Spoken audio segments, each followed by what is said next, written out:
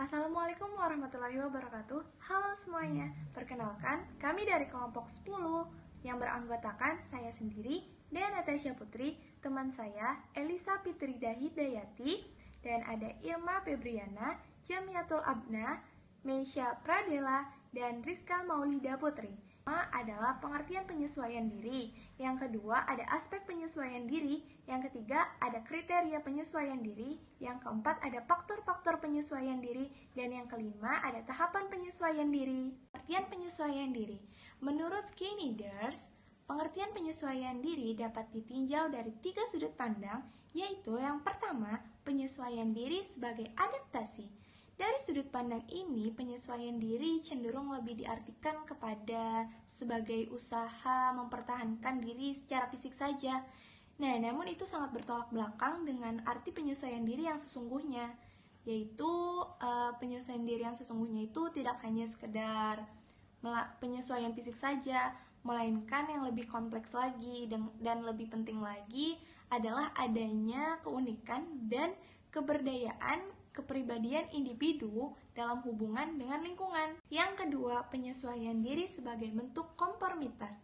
Dari sudut pandang ini, individu akan mendapatkan tekanan untuk harus selalu menghindarkan diri dari penyimpangan. Perilaku individu selalu diarahkan kepada tuntutan konformitas dan terancam jika perilakunya tidak sesuai dengan norma.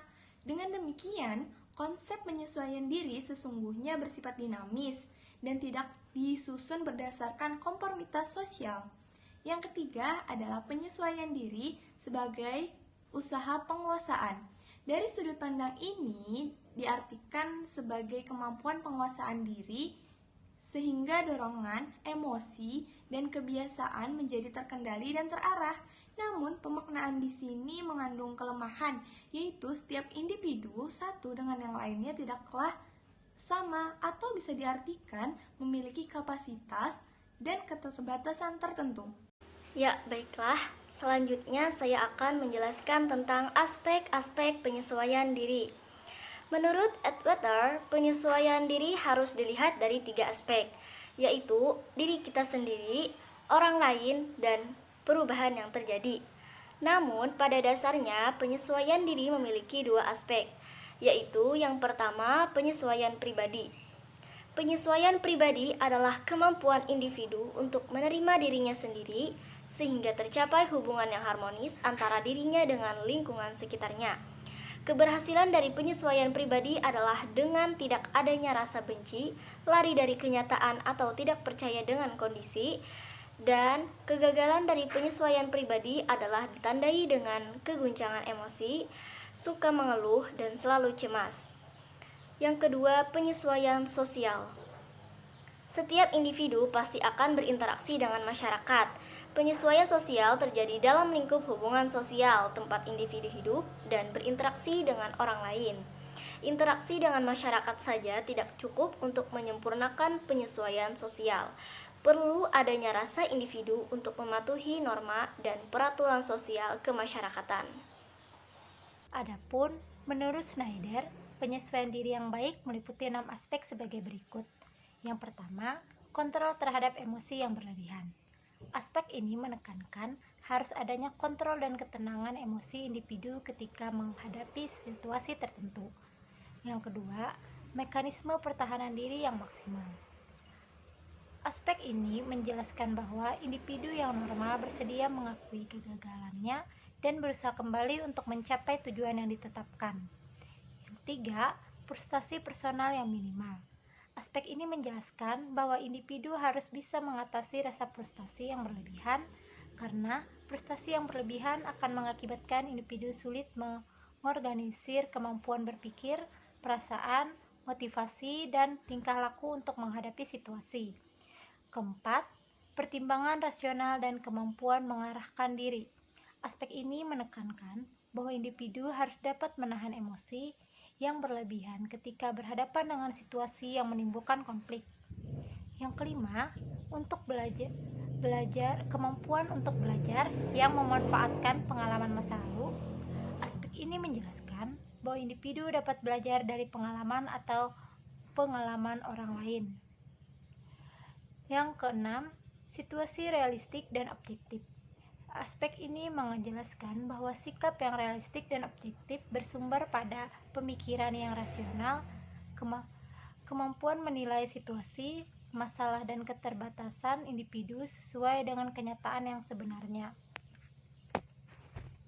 Selanjutnya yaitu kriteria penyesuaian diri. Snyder mengungkapkan bahwa penyesuaian diri yang baik adalah mereka yang dapat belajar bereaksi dengan dirinya sendiri dan lingkungannya, yaitu dengan cara efisien, matang, bermanfaat, dan memuaskan. Efisien di sini berarti mengerjakan sesuatu tanpa membuang waktu dan mendapatkan hasil sesuai dengan apa yang diinginkan.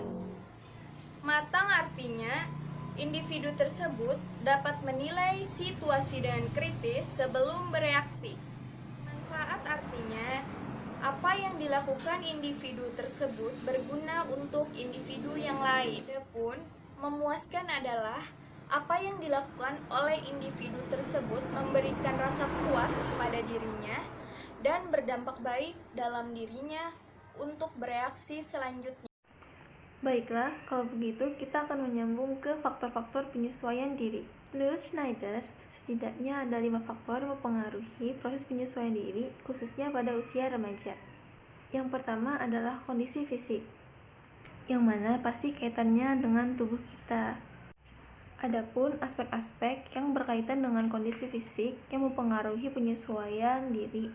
Yang pertama itu adalah hereditas dan kondisi fisik, sistem utama tubuh, dan kesehatan fisik. Kondisi fisik di sini artinya sebagai remaja kan pasti akan mengalami yang namanya pubertas. Artinya itu penampilan berubah, kondisi fisik kita berubah, kita akan menjadi dewasa, dan pasti juga ada banyak perubahan-perubahan lain yang akan terjadi. Dan juga untuk kesehatan fisik, misalnya jadi mudah sakit atau tidak, itu salah satu faktor juga dalam penyesuaian diri.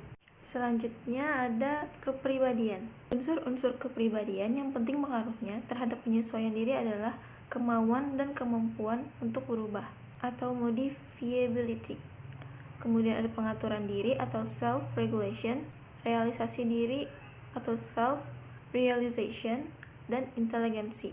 Untuk kepribadian ini itu tuh seperti bagaimana cara kita untuk bisa berubah, menyesuaikan diri dengan keadaan. Bagaimana kita mengatur diri, kepribadian kita, yang misalnya kita cewek, apalagi kan kalau misalnya sudah remaja suka moody. Kemudian kita juga sebagai remaja bagaimana sih misalnya ada masalah, cara pemecahan masalahnya seperti apa. Tidak bisa lagi kita seperti anak-anak yang merengek-rengek, kita harus berpikir secara kritis dan juga bertindak secara rasional. Kemudian faktor selanjutnya adalah proses belajar atau education. Di sini yang dapat mempengaruhi penyesuaian diri individu adalah kemauan belajar, pengalaman yang menyehatkan dan traumatik, latihan dari proses belajar, dan determinasi diri. Kemudian untuk proses belajar itu tuh bagaimana kita sebagai seorang individu memiliki kemauan belajar yang tinggi dari kesalahan-kesalahan kita yang lalu. Entah itu pengalaman kita yang baik atau juga pengalaman kita yang buruk. Entah itu dari lingkungan keluarga, masyarakat, atau diri kita sendiri. Kemudian juga ada aspek lingkungan. Yang berpengaruh terhadap penyesuaian diri adalah lingkungan keluarga, sekolah, dan masyarakat. Intinya, jika lingkungannya sehat, maka remaja akan tumbuh menjadi remaja yang sehat dan positif juga. Kemudian, faktor yang terakhir adalah agama serta budaya. Agama secara konsisten mengingatkan manusia yang diciptakan oleh Tuhan. Kemudian budaya juga merupakan faktor yang berpengaruh terhadap individu, ditinjau dari karakteristik budaya yang diwariskan kepada individu. Dengan demikian, faktor agama serta budaya memberikan pengaruh yang berarti terhadap perkembangan penyesuaian diri individu. Di dalam agama juga diajarkan bagaimana sih kita menghadapi permasalahan-permasalahan sehari-hari, untuk selalu rajin dan taat beribadah, dan selalu berpikiran positif. Mengenai budaya ini kan adalah nilai luhur yang sudah tertanam di bangsa kita sejak dulu. Jadi bagaimana pembawaan kebudayaan tersebut tersampaikan kepada remaja, yang mana akan menjadi pembentuk utama dari karakter remaja tersebut. Tahap penyesuaian diri. Penyesuaian diri dapat berlangsung baik dan juga dapat berlangsung tidak baik. Penyesuaian diri yang baik akan tercapai jika kehidupan individu terhindar dari goncangan, tekanan, dan ketegangan jiwa yang bermacam-macam. Individu tersebut juga mampu menghadapi kesukaan dengan cara objektif, menikmati kehidupannya dengan stabil, tenang, merasa senang, tertarik untuk bekerja, dan berprestasi. Ada beberapa langkah efektif dalam penyesuaian diri antara lain. Yang pertama, persepsi yang akurat untuk mengetahui konsekuensi dari segala tingkah laku.